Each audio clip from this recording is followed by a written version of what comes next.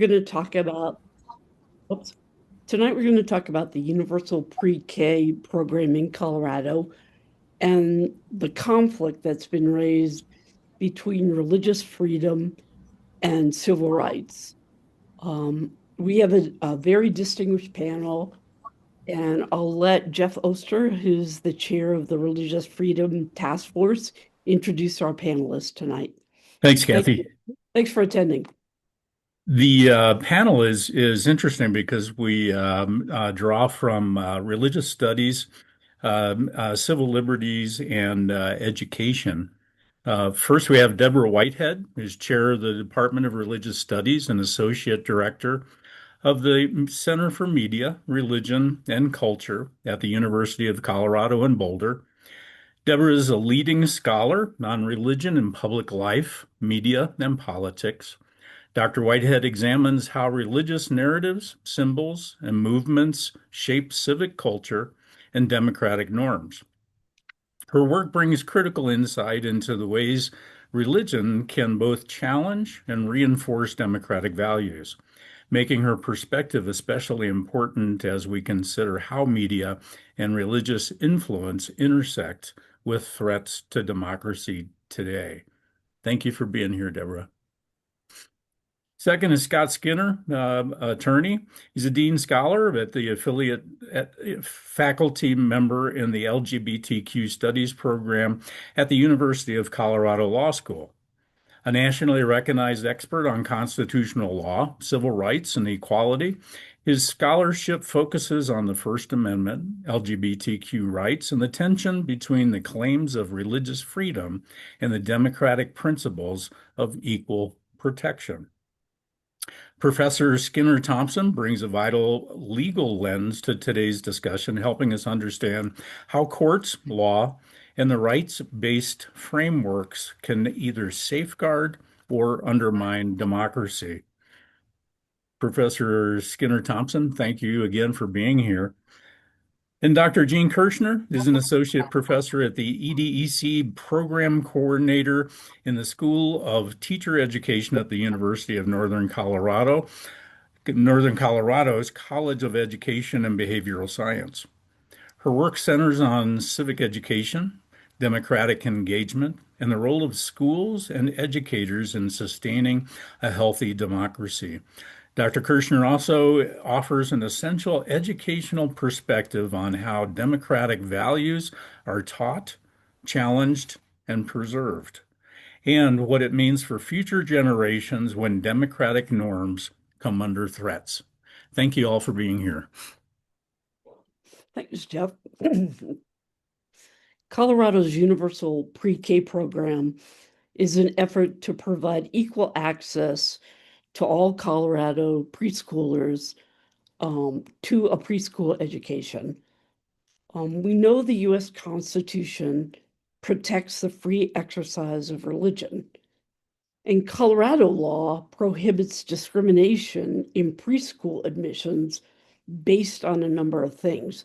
These include race, ethnicity, religious affiliation, sexual orientation, gender identity, lack of housing, income level, or disability. And that law prohibits that kind of discrimination in order to receive state funds. If you want to discriminate, there's no law against it. You just won't receive state funds. Several Catholic preschools in the area don't want to accept LGBTQ students or families, but they want the money. So tonight we're going to consider, does the refusal to allow them the money violate their constitutional right to the free exercise of their religion? The 10th Circuit has already ruled in favor of the state of Colorado on this issue. However, the Catholic preschools have filed a petition for certiorari in the Supreme Court seeking a definitive decision on the free exercise clause. The state has been given additional time to respond. But tonight we're going to struggle with the issue. Um, what do we value and why? If our values compete, then how do we resolve them? And when it comes to values, what is the process? What steps do we go through at the local, state, and federal level? And what fact, beliefs, and laws are considered? So, right now, I'd like to give each speaker a chance to really talk about um, what kind of aspect of this problem they consider in their professional life, and uh, like what do you concentrate on in your professional life? What kinds of things do you teach, and how does it apply to this question? We'll get to specific questions later that the task forces have come up with, but right now we just want a general idea of your background and your expertise. So let's start with Jean. Hi, thank you so much for having me on. Um, I'll start with my fascination. My whole life has been thinking about the next stewards of our shared civilization. It's always had my attention. I've spent my life being fascinated by the work of early childhood classrooms all over the world because that's the work in their classrooms is the next keepers of our shared humanity. I've taught kindergarten, first grade for the past 3 decades in Douglas County in Parker. This is my 5th year as a professor at the University of Northern Colorado, but I've been in early childhood classrooms all over the world. A lot of time in Central America and Belize. Myself as a child in Europe, been in China, rural, suburban, urban classrooms in the United States. I've written 2 books published by Routledge and Bloomsbury, all on what it means to raise children to become democratic and global citizens in this day and age. And that really brings me to what I want to talk about, which is our very youngest citizens in Colorado. And that's where my expertise lies in developing this sense of self, this citizen that we are wanting to raise. Who do we want in Colorado? Who are the next keepers of this state and nation and world? And what are the skills that we want to grow? I mean, there's really 3 that I think of. 4. Certainly, we all agree a set of skills, of dispositions, a deep well of content, and the skills have to do with interacting well with each other. That's the first. Certainly, the second is to think critically about problems and solutions that they're going to face in their future. And the third is to be able to collaborate with others who have a multitude of perspectives. And of course, the fourth is to work towards this common flourishing of humanity. And so, how do we do this? And we start with developing this sense of self, this sense of who am I in all of this, of all these people around me. And of course, where that begins is family. That the very first community that a person belongs to is their family. And that their identity is deeply entwined in their family's identity. And then the first community outside of a child's family is this early childhood setting. The first time a child sees their family is an extension of themselves, is going to be in this early childhood setting. And so when a classroom accepts and cherishes their family and their family structure, then they're accepting that child and developing that child's sense of who they are.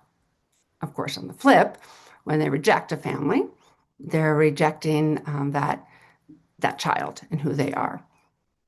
And so one of the first and most foundational truths of any early childhood educator or any early childhood facility is the importance of embracing and celebrating and including all children and therefore all families into the fold of the community. And as was mentioned, right? That includes all populations. And I want to be clear that in the United States, there's 5 million children who are being raised by LGBTQ families. That's a lot of children to decide that that's not important to have that sense of self and that sense of family be part of our community and to not bring them into the fold of the future keepers of our civilization. And the attempt to silence those is really as culturally assaultive as any other community. And I'm not alone when I say that. I'm drawing on a lot of institutions, whether they're educational or medical, that have said that. I mean, the American Academy of Pediatrics came out in 2013 with a very strong statement about how important this was to include these children in the fold of our community. The American Psychological Association put something out in 2015, and this is more than a decade ago. The PTA, National Parent Teacher Association, put something out in 2016.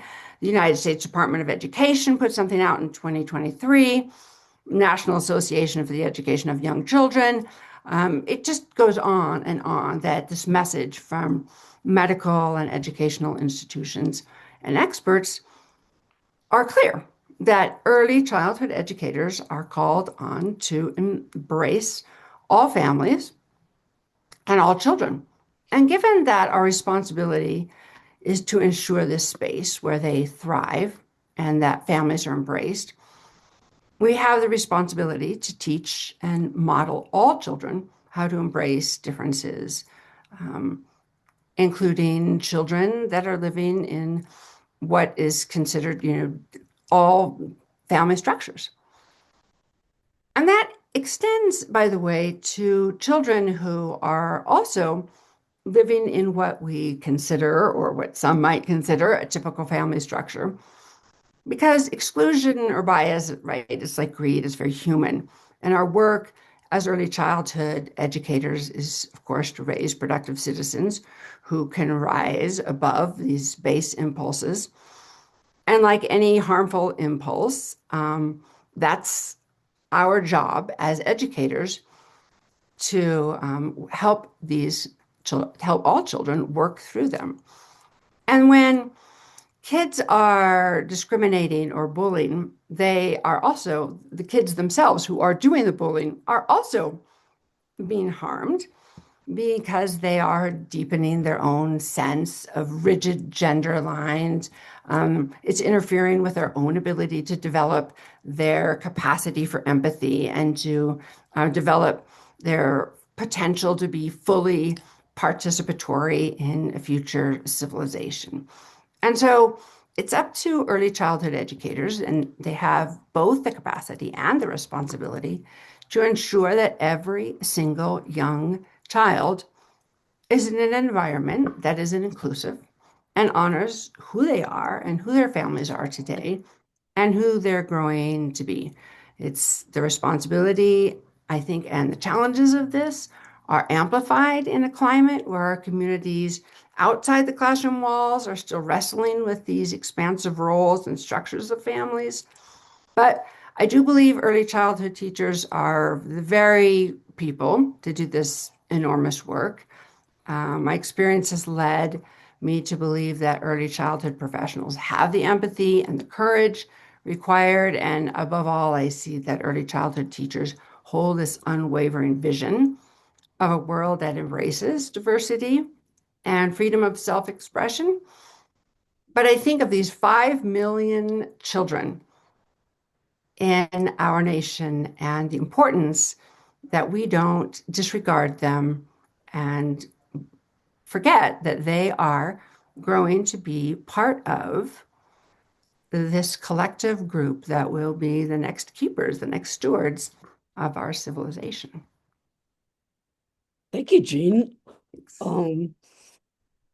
Let's go to Deborah, and why don't you talk a little bit about what your expertise is, and how you approach the problem of of conflicts between religious freedom and civil rights. Before we get too far into details, let's just talk about what your expertise is and how you use that in your professional life. Deborah. Okay. Hi, everybody. Great to be with you all tonight. So, as Jeff mentioned in his very kind introduction, I'm a scholar of religious studies. My expertise is especially in American religious history. So, as part of that, I am very interested in the ways in which American democracy as a value and a practice, right, as both an ideal and a practice, has often been articulated in relation to religion. Whether that's about the kind of the unique kind of religious freedoms that are part of American democracy, or the ways in which religion is thought to undergird American democracy, right? It's often referred to as the first freedom, right? It is the first freedom listed in the First Amendment. And so there has often been an argument that religion is the first freedom and sort of therefore provides a foundation for all others because it speaks to freedom of conscience. So I think that perspective is part of what I bring to this topic tonight.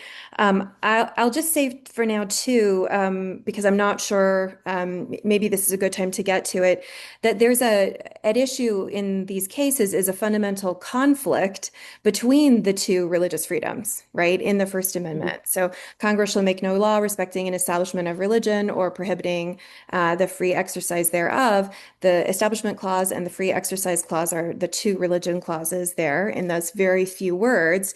And we have 230 something years of jurisprudence trying to figure out exactly what those mean, what those words mean, including the word religion, including the words free exercise, including the word establishment, right? And that kind of, all those questions are really at the heart of the history of First Amendment litigation around religion. The conflict between the two clauses comes into play when government, for example, when government actions that are meant to accommodate one faith can risk appearing to establish that faith over others, right? For example, or when the courts have to navigate how to balance individual religious rights versus or with the government neutrality, right, which has been one of the kind of major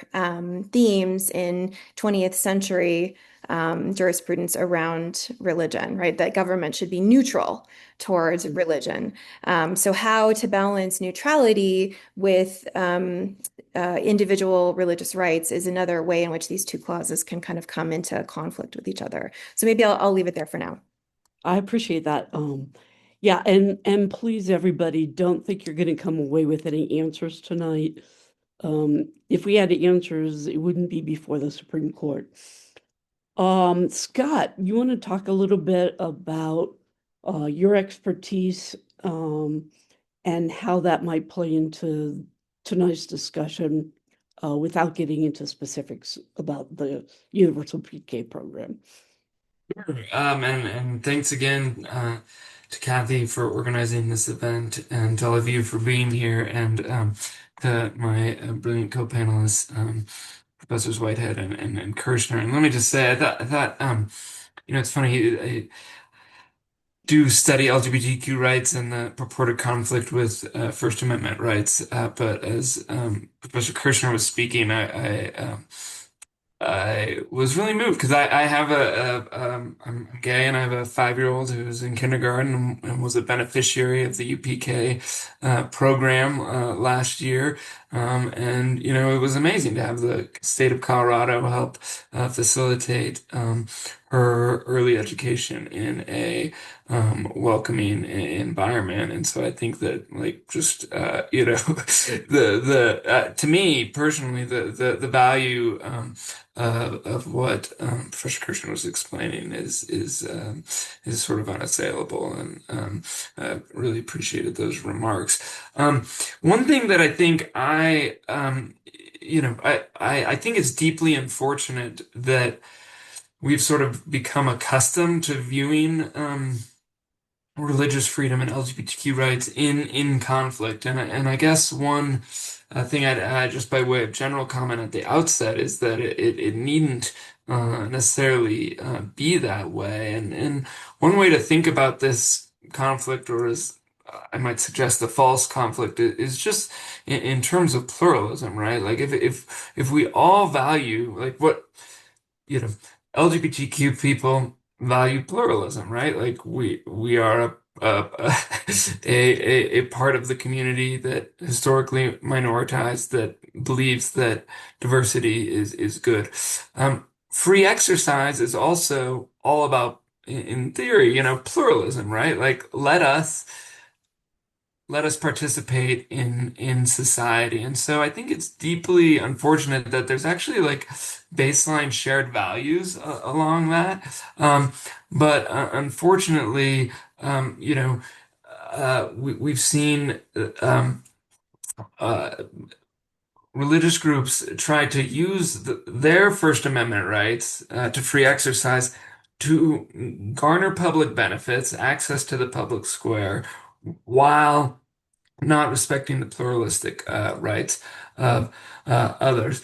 And I think that if we get back to base values of pluralism, perhaps there's more common ground than than we may have been led to believe by popular discourse and some of the litigation. I also think it's equally important to make sure, from an LGBTQ rights perspective, that when we're talking about these issues, and this is a related point, but a little bit finer one.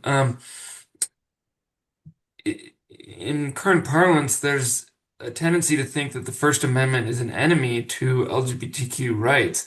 And in reality and historically, nothing could be farther from the truth, which is to say that the First Amendment, particularly freedoms of speech, association, and to a lesser degree, religion, were the gateway right for queer people. Before rights to equal protection, equality, identity-based rights were recognized, queer people right to be together, to be with who they wanted to, were protected under the First Amendment by the Supreme Court, a right to access literature that mentions gay people, protected by the Supreme Court under the First Amendment, the right to create groups together, protected by the First Amendment. So while the First Amendment is being sort of used now as a cudgel to exclude, I think it's important to remember that historically it's a great and important bedfellow of LGBTQ rights. Thank you, Scott.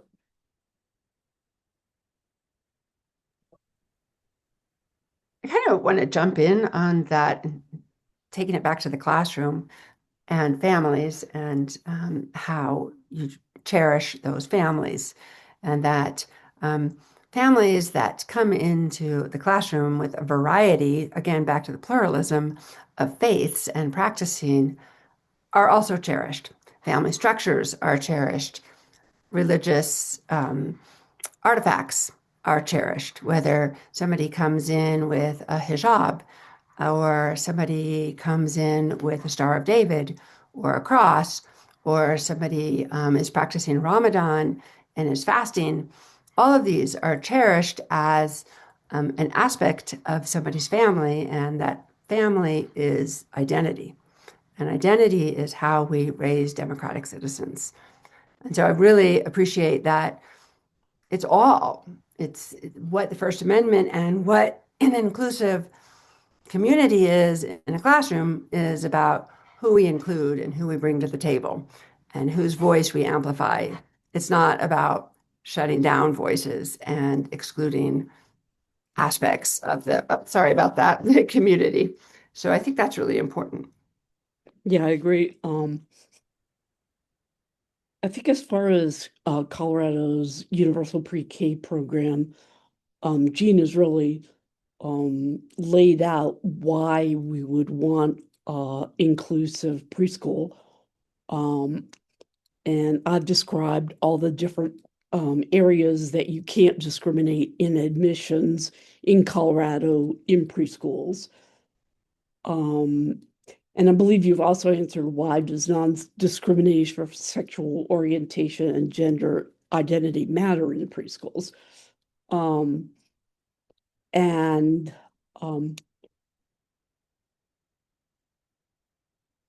so we've already laid out that free exercise and the Establishment Clause are in the First Amendment.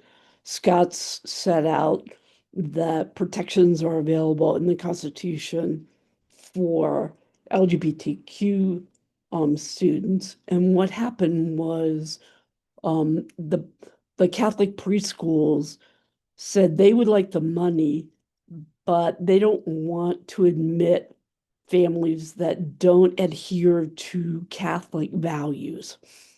But they still want the money. So the case went first before a federal trial court and then to the 10th Circuit. Scott, you want to tell us a little bit how the 10th Circuit reconciled the competing provisions? Sure, absolutely. So the case, the St. Mary's case, um, it's decided by the 10th Circuit in September, and the churches have petitioned to the Supreme Court um, for reversal, and we'll see if the Supreme Court takes the case. So what the 10th Circuit decided, and sort of just the background, free exercise and Establishment Clause law here, is that, states, generally speaking, consistent with the Establishment Clause, meaning that the government's not going to establish religion, governments, states are not required to provide funding to religious private schools, but they are allowed to.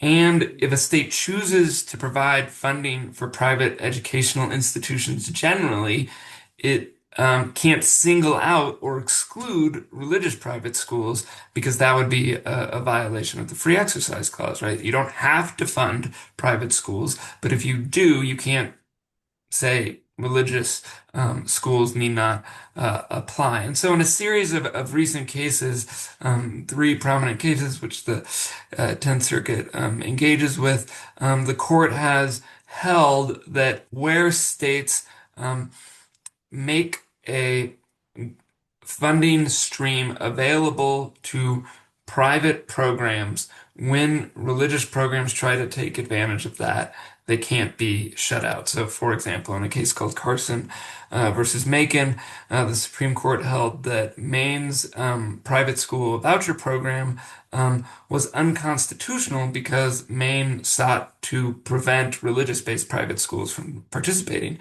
in the program. Similarly, in a case called Trinity Lutheran Church versus Comer, the court held it was religious discrimination to deny a religious school public monies for resurfacing a playground when non-religious schools receive the money. Again, they don't have to provide the money, but if they are, it's sort of like on an all-comers basis with respect to the entities available. And then finally, in a case called Espinoza versus Montana Department of Revenue, the Supreme Court held that a state-funded scholarship program allowing students to attend private schools could not discriminate against religious schools. So the Catholic schools in this case say these cases control that, um, the state of Colorado is making money available to private schools to run universal pre-K, but not making it available to them. The 10th Circuit basically just corrected the factual record and the legal record and said here, rather than being excluded, faith-based schools are being solicited, right? And actually, we're pretty involved in drafting the law at issue, and that's because, I mean, to Gene's opening point, Colorado, first by citizen vote funding this program, and then through the legislature implementing that vote, recognized that educating young children is critical to a functioning democracy, a thriving economy, and of course, their own children's being. And so the court said, no, this is not faith being excluded, they're being included, but there is a condition. And the condition that's being challenged is this provision that you agree not to discriminate on the basis of certain protected characteristics, including but not limited to LGBTQ identity or the family's identity. And so the court says these cases are really in opposite. And what instead the body of law that governs is a body of law that provides, dating at least this back to a case, the most prominent case called Employment Division versus Smith, where the court said that when you have a neutral law, okay, that's not targeting religion, okay, a neutral law that burdens a religious practice, all right, that kind of law is subject to rational basis review, a very low level, a very forgiving constitutional standard, as opposed to these laws that I described previously where religion was being excluded. Religious schools were being excluded, right? So in the instance where it's neutral, but there may be a burden on religious practice, generally the law is going to be constitutional, and this is for a good reason. Lots of laws potentially burden religious practice. A common example is like a zoning ordinance, right? Like or a safety ordinance. Like you have to have, if you're building a new church, you need to have it's got to comply with the fire code, right? That burdens religious practice. The church has to be, the house of worship literally has to be, right, up to code. Okay. But it's a neutral law of general applicability that happens to burden the church. It burdens the building next door too, right? So it's not targeted at the religion. It receives a low level of scrutiny. And so the court here, both the district court and the 10th Circuit said, look, this is a neutral law. It's not targeting religion. And therefore it just has to be justified by any legitimate government interest, and the law needs to be rationally related to achieving that interest. And the 10th Circuit easily concluded that creating welcoming environments for LGBTQ families was, in its word, not just a legitimate government interest, but exceedingly, if I'm remembering the quoted language correctly, exceedingly important or persuasive reason. And so that's sort of the doctrinal backdrop and where things stand. Again, the Supreme Court will consider whether to take the case after, as Kathy mentioned, Colorado has had a chance to respond to the cert petition. Okay, thank you, Scott.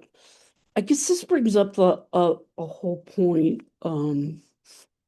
If the law broadly applies to all Colorado residents, like non-disclosure in preschool admissions, does the fact that a religious faith engages in the prohibited conduct give them an exception under the Free Exercise Clause? So I'm going to let Deborah answer that. Well, this is the question, right? Yeah. What I'm getting at is and I think you mentioned it. Um, can't somebody say, well, I have a sincere religious belief that X, Y, and Z, so this law can't apply to me? So how, where do we draw the line on that? Yeah. So, yeah, thank you. So this is such an important question, right? Because this is what's at stake currently, and in the case that Scott just outlined, the court reached the conclusion that free exercise cannot interfere with the state law against non-discrimination. But of course, in the Busy Bees Buena Vista case, right, the federal court in Denver reaches a different conclusion. And so what this is pointing to is really a shift in the way that the Supreme Court, with its changing composition in the past decade or so, has been deciding some of these cases. And the three cases that Scott ran through as well are exemplary of that, right? Like, in other words, I guess in brief, sort of expanding the understanding of free exercise to include to include exemptions for discriminatory behavior if it's rooted in sincerely held religious beliefs. And even actually extending free exercise to corporations, as in the case of, Hobby Lobby. So yeah, what we're seeing is a kind of expansion of a shift in the way that free exercise law is being interpreted by the courts, and it's in ways that really challenge some of the longstanding precedents that the court has followed. So yeah, that's Okay, so let me ask you this. Say I have a religious faith that I believe in human sacrifice. Does that exempt me from murder charges? so right now, no, right? Like Under the way the court's going?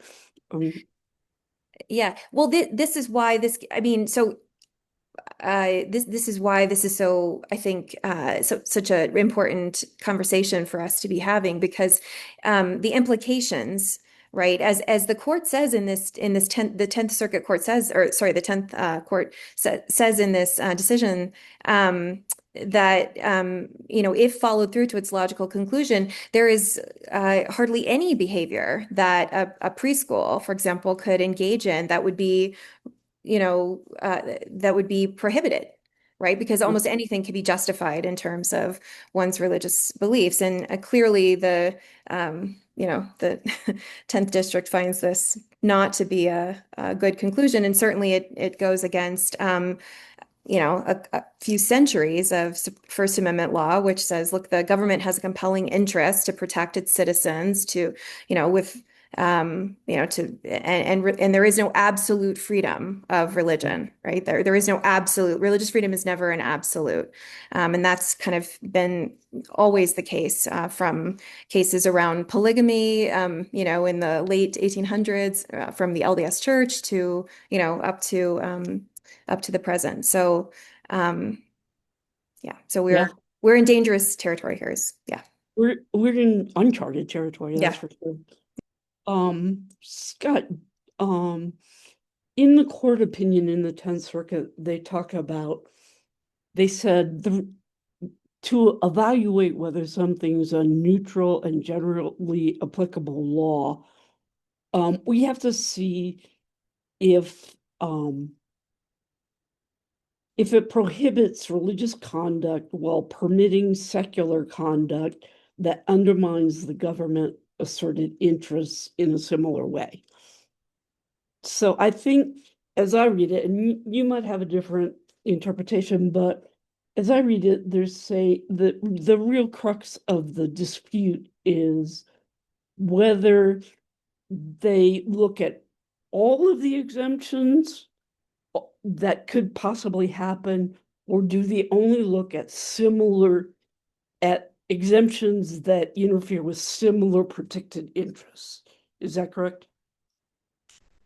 I made any clarification on the last part of that, but I I think it's an important point, which is that so right, assuming that this precedent about um, neutral and generally applicable laws burdening religion being subject to sort of generous constitutional review, how do you determine whether something's neutral or Right. generally applicable? And that's that can be a stickier question.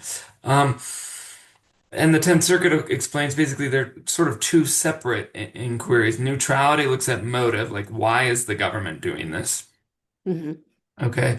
And general applicability looks at function, like how it is Hmm. being applied. And it is true that a facially neutral law or a facially generally applicable law can be applied in a biased, hostile way. Right. Okay. And so Masterpiece Cake Shop, the court's opinion in that um, case, also out of Colorado, is maybe an example of that, right? Like the court said, okay, we have this, Colorado's a law that prohibits businesses from discriminating against customers on the basis of their LGBTQ identity, but while that may be generally applicable, right, it applies to all businesses regardless of the religious motivations of their uh, or expressive nature of the business. Um, the court found that the Colorado Commission evinced some hostility towards religion through Mm. comments. So you can't have a neutral law that's being applied in a hostile way. Similarly, and you mentioned human sacrifice, and while the court hasn't decided that, they have decided cases dealing with animal sacrifice. And Hmm. so uh, another example of sort of a neutral law with, or a generally applicable law with a biased motive. A city in Florida banned animal sacrifices, but the evidence in the record suggested they were doing this really just to target a specific religious group. And so the court said, look, you're targeting this group. You can't pass a law to target um, free exercise. But again, on this record, okay, the court has had, the Tenth Circuit and Judge Kane and the District Court pretty easily concluded that this record did not evince hostility towards religion. On the contrary, the record shows Colorado going really out of its way to make sure that faith-based perspectives and faith-based providers were included in the program, right? Like Colorado wants these schools to participate. They just want them to participate in a way that treats uh, LGBTQ kids uh, with humanity. Okay. But wasn't one of the arguments that Colorado allows um discrimination for certain things? They allow discrimination for disability, they allow discrimination for low income, so that kids who are disabled can be treated in an can be educated in an appropriate school for their needs, and so that low income students can get Head Start benefits. So it was my understanding of the case that what the Catholic schools was saying is, since you allow those types of discrimination, why won't you let us? Is that, you know,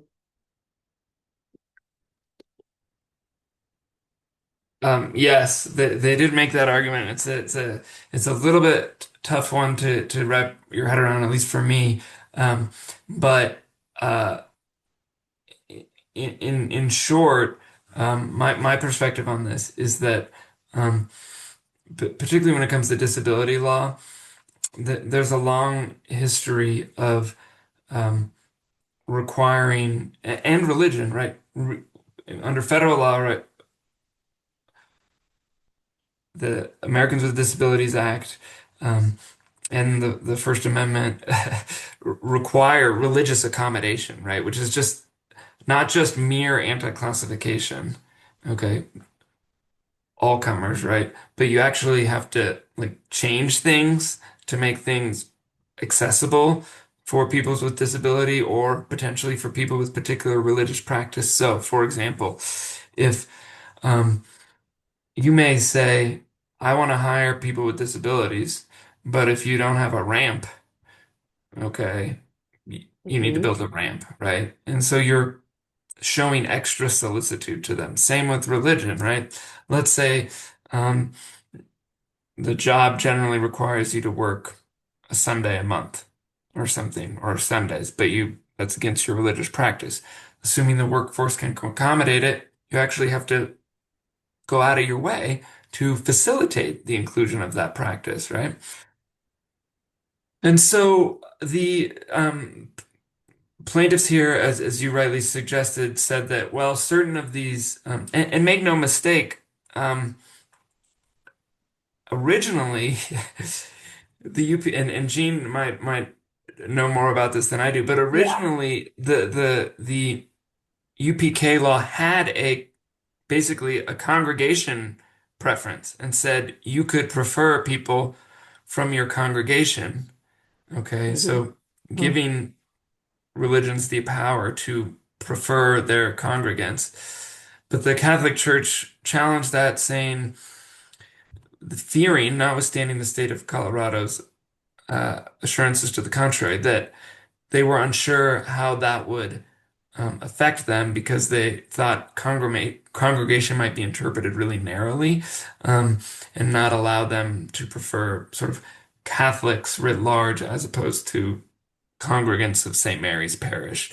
Um, and so as a result, the congregation preference actually got struck, which I, and again, Gene, if others have insight onto this, Yeah. like I haven't totally understood why that was a desirable outcome for St. Mary's, but it was the result of their litigation and Judge Kane's district court opinion. But the other thing about the discrimination and accommodating, there's sort of these two parts of, do we accommodate? In other words, if a child needs to pray um, from like our Islam community several times a day and have a mat to pray, that we accommodate for that. A child needs a ramp. Whatever it might be, an IEP has specific goals. We're accommodating and giving that option. That's giving them something, not taking something away. So while I can see this like accommodating and, I'm hearing from Dr. Whitehead, privileging of religion, like now we're privileging our Muslim students by providing them a mat to pray. That could be considered unconstitutional. We're not taking anything away. By providing a ramp, we're not taking something away from another child.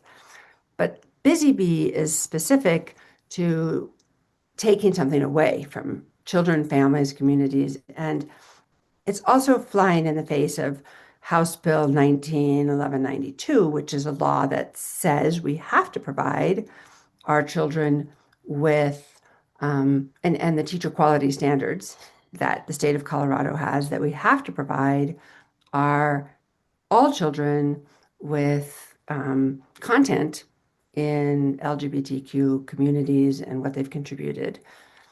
And so that's where I'm like struggling to see like the privileging versus taking something away. And I'm wondering if you can give some Yeah, insight on that. but if you have a classroom with all disabled students, doesn't it take something away if you won't let a non-disabled student be in the classroom? Well, and I think I mean, this gets about right. And so this is a classic tension to like accommodations versus preference. And when you have limited seats, right? Like scarcity is a thing. Um, and so maybe these discussions are zero sum. Um, I personally think that there's like some truth to that at the margins, but when you're thinking about this at scale, um, it's probably not the is to me the most persuasive argument. But of course, in reality, like there are limitations on resources. So, so I guess my response to that is more of a realistic one than a principled bright line one, if that Uh-huh. like I acknowledge the theoretical truth of that contention.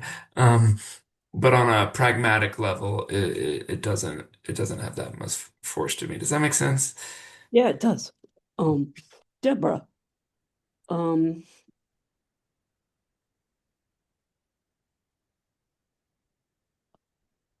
when the Tenth Circuit decided the case, um, they they talked about how a neutral law or a generally applicable law can't be denied a religious institution because of religion. But what's the difference between denying something based on religion and denying something based on something else that is a religious belief? Does that make sense? Is that a valid question? Maybe Because can you give me an because example? Yeah. yeah, well, we're not denying religious schools funding, Mhm. but we're denying Catholic schools funding because of a belief that they have that LGBTQ students are, I would say, probably sinners. Or I'm not Catholic, so I can't say, but that's a general idea I get. So, so are we saying that we can that we can discriminate, not discriminate, that we can limit free exercise based on a specific belief? Yeah, I think your question points to a really interesting way in which uh, the courts have interpreted the free exercise clause for most of American history, actually, which is to make a distinction between belief and practice. Mhm. So, like, for example, in the Reynolds case in 1878, which is really the first major First Amendment religious freedom case to come before the Supreme Court, where a Mormon, man argued that anti-polygamy statutes were infringing on his free exercise, his right to practice polygamy based on a sincerely held belief of his Mormon religion, which was established, right? That was a sincerely held belief of in Mormon scriptures. And the court made a distinction there between belief and practice and said, you can, like, the right to belief is, unabridged here. You can believe whatever you want, but the government has a compelling interest in regulating practice and regulating, right, action. And so religious practices that could be harmful to other citizens should, can the government does have a right to restrict those. So does that make sense? So it distinguished between, it said you can believe, sure, you can believe that polygamy is divinely ordained and that, it is your right to practice it, but we limit your practice of it. We limit your ability to live that out, in this context. So I think what what your question makes me think of is that the Catholics' beliefs about whether this particular behavior is right or wrong or biblically correct or not biblically correct is untouched here, right. It's really the question of whether they can act on that belief to then restrict the ability of preschool children from LGBTQIA families to enroll in these schools that's at issue. Is that line between belief and practice getting more compressed. Yeah, I do think that these cases are, yeah, all of this last, kind of decade of these types of cases are pushing against this. Just on that point, just to like clarify at least my understanding of how UPK work, and Gene mentioned House Bill 19 1192. Um,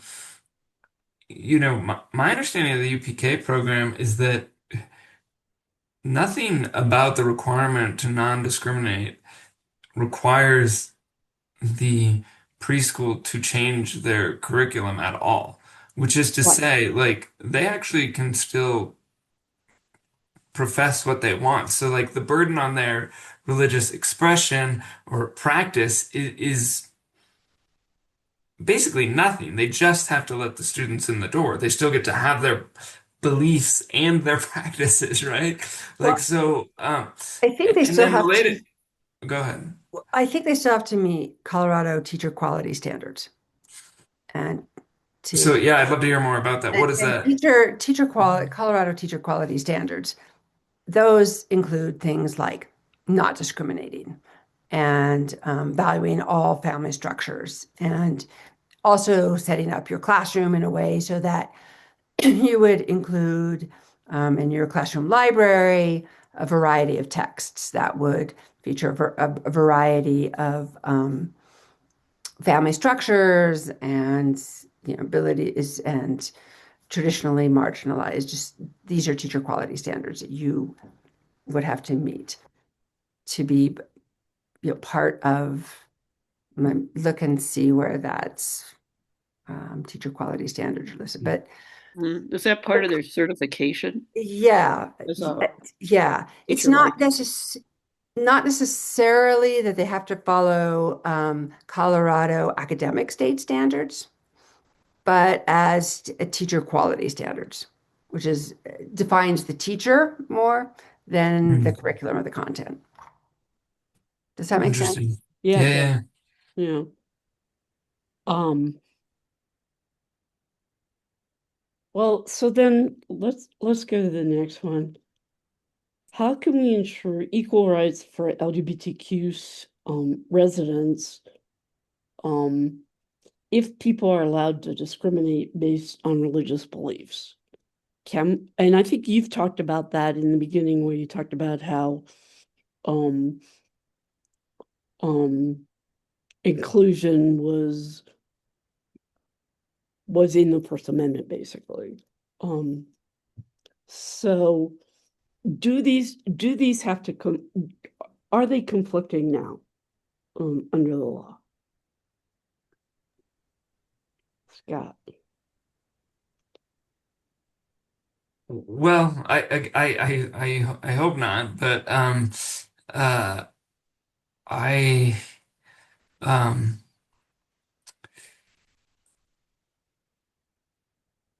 I right, like, I mean, and let's be, I think, in getting back a little bit to how the, I mean, I'm still sort of marinating on the teacher's standards, how that would work because it's super interesting. Um, uh, but my sense is like a lot of this, and just getting back to the theme of false conflict, like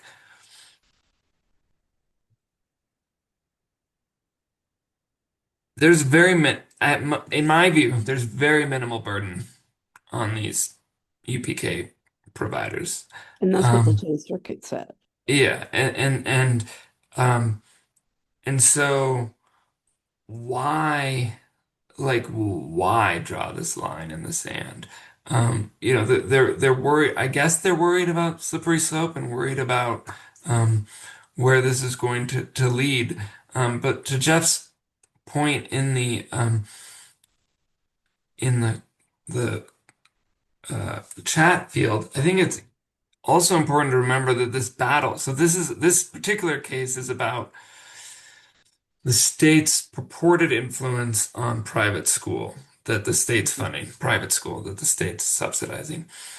But make no mistake, the First Amendment is also being used as a cudgel to erode like the the civics education and the space of public schools, right? And so Mahmoud is a great example of that, where the court said that acknowledging the existence of queer families, okay, um, in literature in a school could infringe on a parent's First Amendment right to control the religious upbringing of their child, and therefore schools had an obligation to notify those parents of this purportedly they had to divine that it was objectionable, and be a master of all religions and notify them that LGBTQ people's existence was being acknowledged and give them the right to opt out.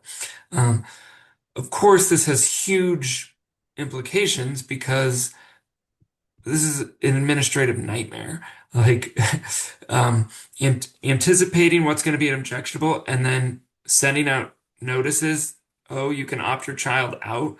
Um, and it's stigmatizing, right? It signals, oh, well, queer families are objectionable. You can, so it's deeply problematic.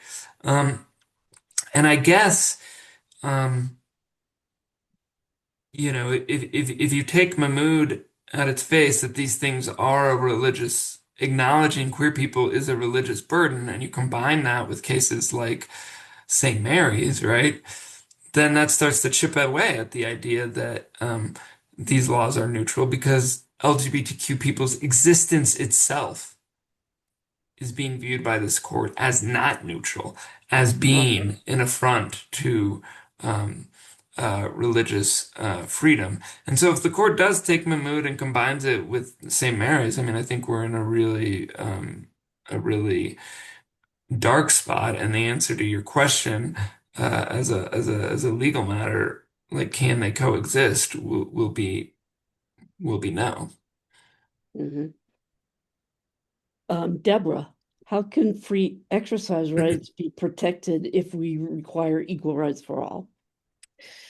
Yeah, and this, yeah, Scott, I was thinking about your point earlier about practice, right? And sort of thinking that part of the problem here, part of what's happening here, I think over the last decade or so, is that the idea of what constitutes free exercise and what constitutes practice has expanded, right, to include all sorts of beliefs that maybe formerly would have been classified as political beliefs or social cultural beliefs or something like that, right? But there's a strategy here of when we link these beliefs and put them under the umbrella of religion, right? Now we have, as you say, a way to use the First Amendment as a kind of cudgel to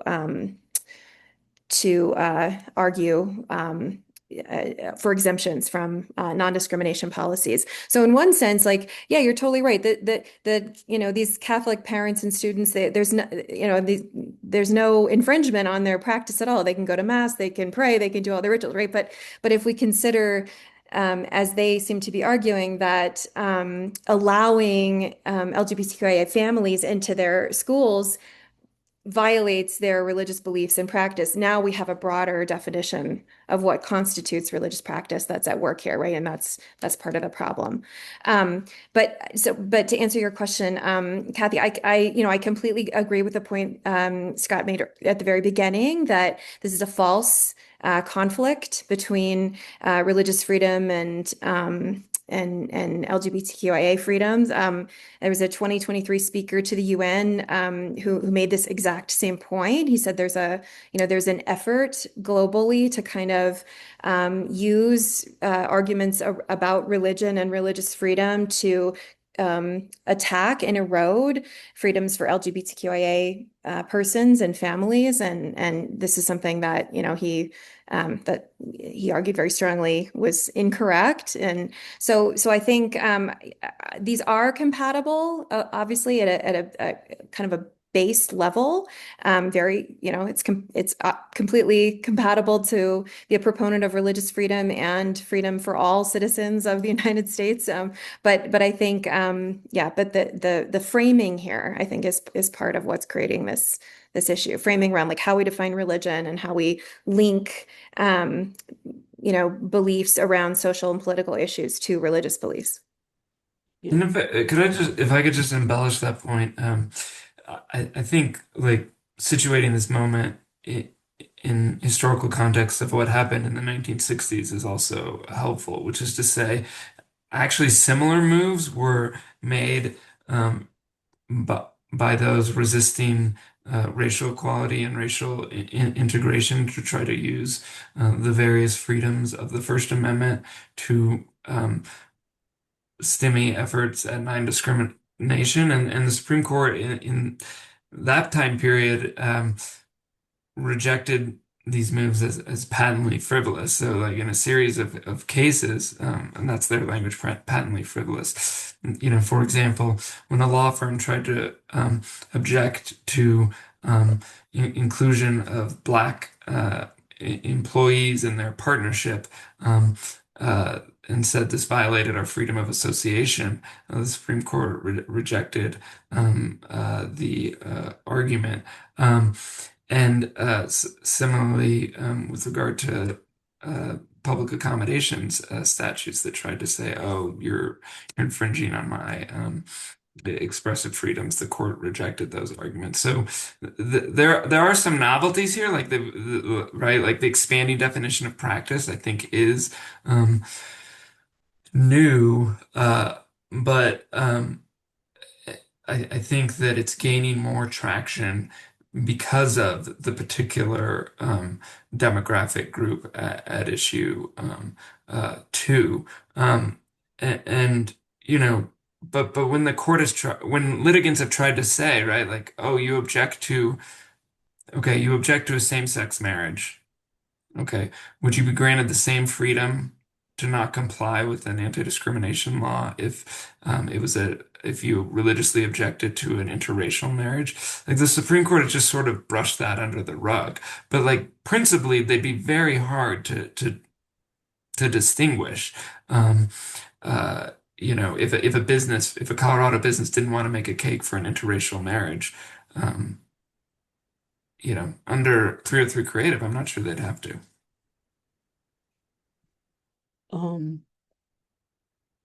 I'd like to get back to that, but let me ask this question first.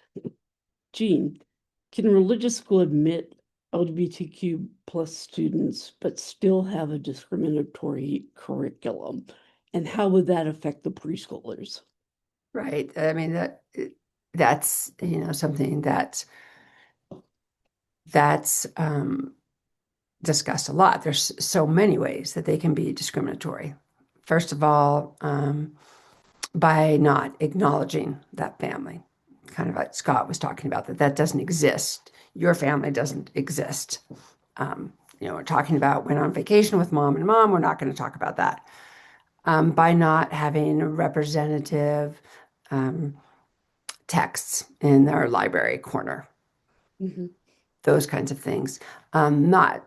Specifically not hiring faculty and staff that represent their families.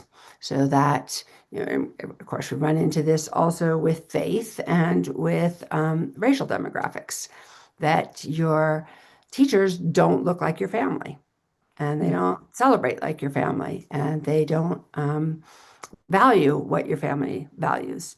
And so when you have nothing that is representing your family, as we talk about windows and mirrors, that every child needs both in the classroom. They need to see mirrors of themselves all the time because that validates who they are, and they need to see windows into other ways of families, of life. And I want to go back to the discrimination part is huge, but it's also really harmful for kids to be in a situation where they don't see anybody but mirrors. That is also equally harmful for those kids. And that's, that's something that I think we need to consider. I mean, I know that that's not a legal thing here, but I think we need to hold on to that too, that's pretty harmful when you're thinking about raising the next stewards of this democracy, that we're including all kids, and that's pretty harmful. But yeah, absolutely. Discriminatory certainly can exist by inviting them into the classroom, but not really. Mhm. Let's talk about, we've only got a few more minutes, like 20 more minutes. Sorry. This is a really interesting discussion to me. Does government funding of religious schools change the concept of public education? I'll let you go, Jean. Okay, what was the question? Does public funding Does religious funding of government funding of religious schools change the concept of public education? Yes. Yeah, there's lots of conversation about what Polis did with the universal pre-K. We know that students' early childhood is very important, and we needed to have that occur. And so we didn't really have the capacity. But yes, when you start funding religious education, you're going to run into a lot of problems. And this is a pretty good example. I think funding religious institutions with public money is going to be problematic when you're talking about educating kids. It's just not neutral. Deborah, do you have a view on this? Yeah, I mean, Scott, I want you to tell me if I've got this wrong, but I think up to this, so there's been a longstanding precedent of the courts ruling against direct government funding of religious schools, and the St. Isidore versus Seville case, which was I think last year, Oklahoma. I think that there was a narrow, I guess, decision, but the court did rule against direct funding of that religious charter school. So far the line is being held, I think, but barely. But I is that accurate? Yeah. Yeah. Or Jean, yeah, thanks. Yeah, it is. Yeah. So it's a so I guess we have to, so one answer to your question, Kathy, is we have to see if this line holds, right? This has been the kind of I guess the line up to this point. It's direct funding is prohibited, but indirect funding is allowable, when it's part of a general program. Religious schools, courts have ruled, have just as much right to compete for that funding as secular schools. So, we'll have to see if that line holds, but it's quite an interesting kind of full circle moment to come from the origins of parochial schools in the United States, which were, founded by Catholic minority, as a minority religion in a largely Protestant country, to provide a space to actually preserve religious freedom for their children who they felt were being indoctrinated by the largely Protestant presence of so-called public schools, to kind of now be in a situation where these same Catholic schools are arguing for, equal funding and inclusion, alongside public schools, but with their particular rights to exclude. So it's quite an interesting history. And Scott, St. Mary's has filed a petition for certiorari in the Supreme Court. And I really have not done independent research, so I don't know if what they're arguing in their cert petition is correct. But what they're saying is there's a split in the circuits, 7-4, between what they say would allow them to have these public funds, the kind of interpretation of the free exercise clause that would allow them to have these funds, and a minority of courts that won't. So what do you think What do you think will happen in the Supreme Court? Do you have any kind of prediction for us? Um, in St. Mary's, oh boy, I predicting the Supreme Court is always like perilous, and I don't have a great track record. So I would be a little bit surprised if they took the case, um, in part because I think the factual record is pretty like Colorado has been burnt, and I think that they did a admirable job of making the law neutral and generally applicable and being solicitous of religion rather than shutting them out. So I don't think they'll take this particular case. Um, that said, this court loves picking on Colorado. Uh, Particularly when it comes to the First Amendment and LGBTQ rights, like, they've it's like every year. And so, the keeping Phil Weiser and his office very, very, very busy. Um, uh, so, maybe, I think that they will punt on this one. Going back to Saint Isidore is just, you know, and again, this is like tea leaving. Um, that case was a pure curiam decision, like no written opinion, and Barrett didn't participate. So it was like it was like it was again. I think it was like a punt. But I'm um, on that question over the long term. I'm not terribly um, optimistic, and so you have these uh, right the Blaine amendments, which a lot of states, including Colorado, have, which basically prohibit um, government funding for um, religious entities. Um,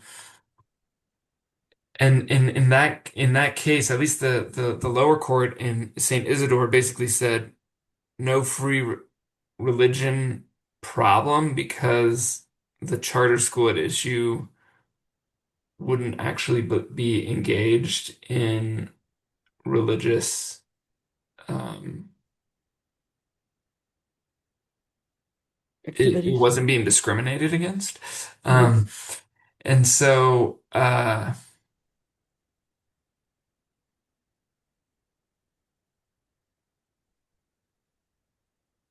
I so no free exercise problem, maybe it's an establishment clause problem. But I think to Jeff's point in the chat about Lemon, like the court has watered down the establishment clause test so much that I think you're going to see more and more publicly funded. Not that it's going to be required, right? Not that Colorado is necessarily going to be required to fund religious private schools, but certainly that it may become more and more allowable. Mhm. And uh, in states, there are many states where that will be a very popular choice. Mhm. Um, I want to open it up for questions from the people that are here. Barbara, do you have any questions in the chat? No, I think all the ones that were put in have been addressed, unless those who put them in feels that they need some additional information about them. Jeff's put in a couple. Jean brought up the House Bill 19192, and Jeff had some other comments about some cases. And I think Scott's addressed those, but maybe either one of you can speak up and say a few needed more information than you got. And then I'll let everybody say some final words before we sign off. Jean, do you want to say something? Just thank you so much for organizing this. What a great group of people. Gave me so much to think about. So thank you very much. And I just want to reiterate the importance of this for not necessarily from that legal perspective. I know that that's where we're going with that, but to keep in the forefront that we're really talking about kids and we're really talking about who we are holding in all of this, which is our future. So thank you so much for this, thinking about this. Thanks, Jean. Deborah? Yeah, I think that's a great way to end, Jean. I appreciate that too. And it makes me think of that line in the 10th Circuit decision where they say, the views of preschoolers should not be mistaken for the views of those running the preschools, right? We are talking about children. And so kind of, yeah, shifting that focus a bit. But yeah, thanks everyone for a really fascinating discussion. Thank you. Scott, I really hope your prediction holds true. It'll be good news for Colorado if they don't take this case. But do you have any final words? Just that I muddled something about St. Isidore's.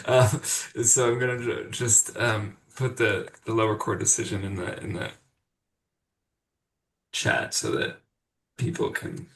I don't know if that link will work. Hold on one sec.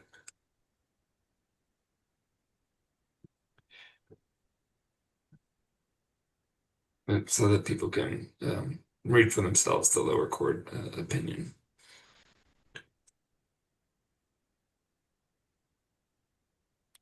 Okay, Barb, do you want to end Sure.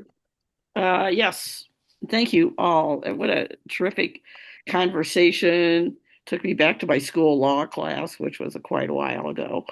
But I truly, all the speakers, it was so fabulous to have you here tonight, and we really appreciate all your thoughts and insights on these issues moving forward, because I truly believe we're in a situation where there's a lot of change going on, and we need to be able to anticipate what that is and be educated about what's happening.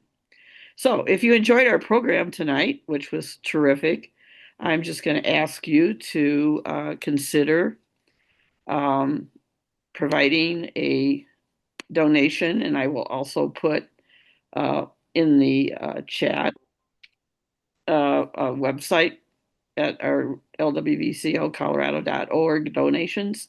We'd really appreciate some contributions to help us organize and fund these programs going forward. So without any further ado, I'd like to thank Kathy and Jeff for helping organize this as well, and our speakers, and more importantly, our audience, as many of you stuck it out all the way through. So have a good evening, have lots of food for thought, and with that, I'll say good night.